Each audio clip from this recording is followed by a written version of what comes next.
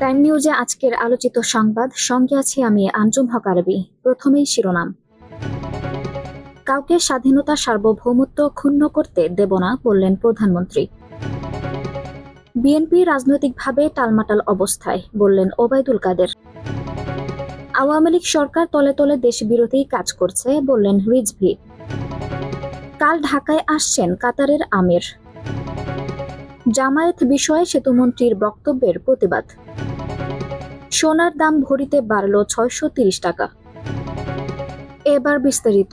প্রধানমন্ত্রী শেখ হাসিনা বলেছেন, সবার সঙ্গে বন্ধুত্ব বজায় রাখতে চায় বাংলাদেশ, তবে দেশের স্বাধীনতা ও সার্বভৌমত্ব রক্ষায় প্রয়োজনীয় সবকিছু করা হবে।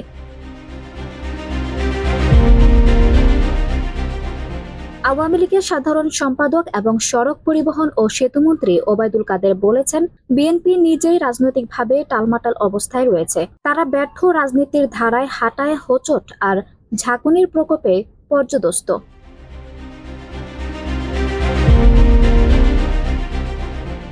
বিএনপির সিনিয়র যুগ্ম মহাসচিব রুহুল কবির রিজভী বলেছেন, আওয়ামী লীগের সাধারণ সম্পাদক ওবায়দুল কাদের ও পররাষ্ট্রমন্ত্রী ডক্টর হাসান মাহমুদ তাদের বক্তব্যে বলেছেন, অনেক কিছু তলে তলে ঘটে। তলে তলে উনারা সরকার, দেশ ও জনগণ বিরোধী কাজই করে যাচ্ছেন।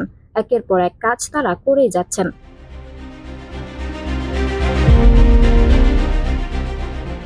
দুই দিনের রাষ্ট্রীয় সফরে আগামীকাল সোমবার বাংলাদেশে আসছেন কাতারের আমির Sheikh Tamim bin Hamad Al Thani.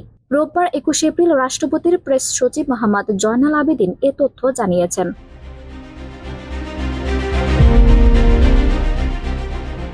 Bangladesh জামায়াতে ইসলামী বিষয়ে আওয়ামী লীগের সাধারণ সম্পাদক ও সেতুমন্ত্রী ওবায়দুল কাদেরের বক্তব্যের তীব্র নিন্দা ও প্রতিবাদ জানিয়েছে দলটি।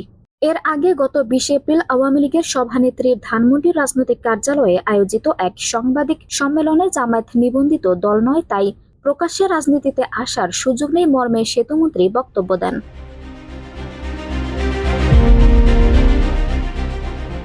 দেশের বাজারে ফের বাড়ল সোনার দাম।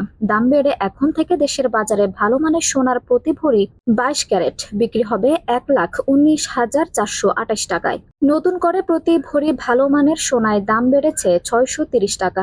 আজ রবিবার ২১ এপ্রিল বিকেল ৩:৩০ থেকে সারা দেশে সোনার নতুন এ দর কার্যকর হয়।